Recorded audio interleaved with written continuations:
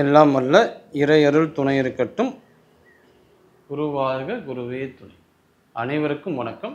ஔஷதம் சித்த மருத்துவ மையத்தின் சார்பாக உங்களின் மருத்துவர் டாக்டர் மோ கலைவான். இந்த பகுதியில் கும்பராசிக்காரங்களுக்கு ஏப்ரல் 2026 எப்படி இருக்கும் மருத்துவ ரீதியாங்கிறத பற்றி அனலைஸ் பண்ணி பார்க்கலாம். கும்பராசிக்காரங்க பொதுவாக எப்படி இருப்பாங்கன்னு பார்த்தீங்கன்னா, ஓவர் திங்கிங் தான். எதையுமே ஒரு லைட்டை எடுத்துக்க மாட்டாங்க. பல விஷயங்களை மைண்டுக்குள்ளே கொண்டு அதை பற்றியே நினச்சிக்கிட்டே இருப்பாங்க. இது கண்டிப்பாக தவிர்க்கப்பட வேண்டியது.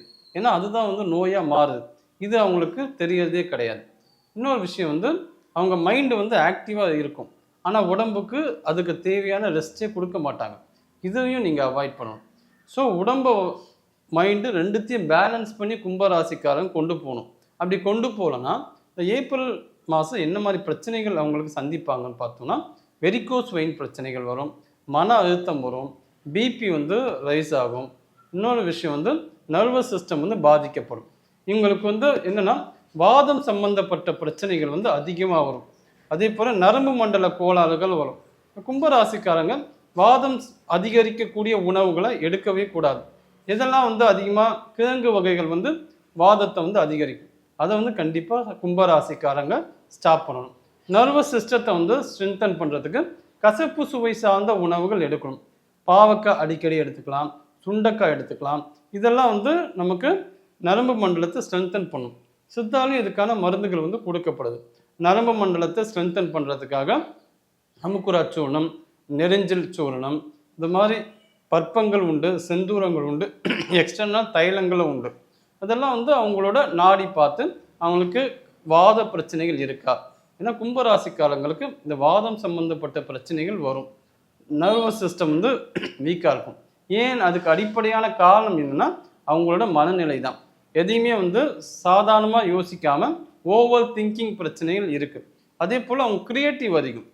எந்த ஒரு விஷயத்தையும் ஒரு படைப்பு திறனோட ஒரு படைப்பாளி மாதிரி அந்த விஷயத்தை ப்ரெசென்ட் பண்ணுவாங்க. அது அவங்களுக்கு ஒரு விதத்தில் சந்தோஷத்தை கொடுத்தாலும் அதுவும் அவங்களுக்கு ஒரு மன அழுத்தத்தை கொடுக்கும். எப்படின்னா அது பர்ஃபெக்டாக வரணும்.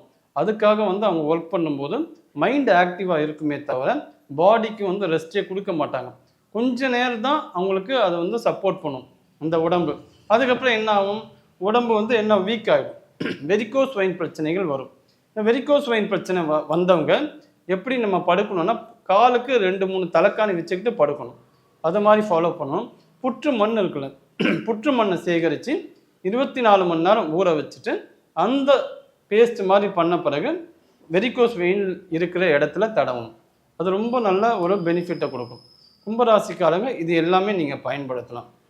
தூக்கம் ஒரு பிரச்சனையாக இருக்கும். ஏன்னா ஓவர் திங்கிங் இருக்கிறதால அவங்களால சரியாக தூங்க முடியாது.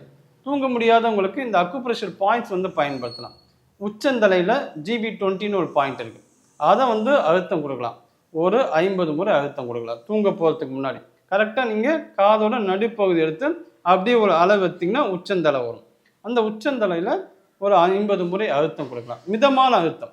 இன்னொரு அக்குப்ரெஷர் பாயிண்ட் எதுனா இதுதான், ஆள் கட்டி விரல் கட்ட விரல். ஏன்னா இதில் இந்த இடத்துல ஒரு கோடு மாதிரி வருதுல்ல, இந்த இடத்துல ப்ரெஷர் பண்ணணும். ஒரு 50 முறை பண்ணணும். காலை மாலை 2 வேளையும் பண்ணணும். இந்த உச்சந்தலையில் அழுத்துறது தூங்க போகிறதுக்கு முன்னாடி பண்ணால் போதும். இது மாதிரி நீங்கள் தொடர்ந்து பண்ணிங்கன்னா கும்பராசிக்காரங்களுக்கு தூக்க பிரச்சனையே நம்ம வெளியே வரலாம். உணவுகளை பொறுத்த வரைக்கும் எதெல்லாம் ஈஸியாக டைஜஸ்ட் ஆகுதோ அதெல்லாம் நீங்கள் எடுக்கணும். இந்த மாதிரி நர்வஸ் சிஸ்டத்து பிரச்சனைகளுக்கு நம்ம வல்லாரை எடுக்கலாம்.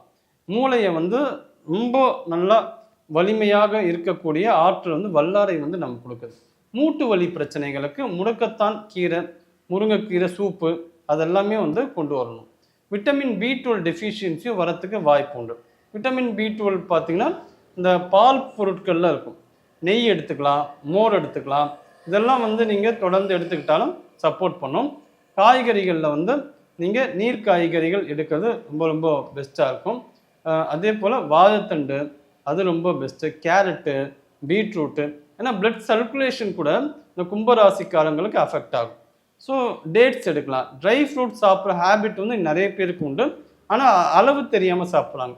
ஒரு நாளைக்கு 2 பாதாம், 2 பாதாத்துக்கும் தோல் நீக்கிட்டு அதை சாப்பிடணும். அது தண்ணியில் ஊற வைக்கணும்.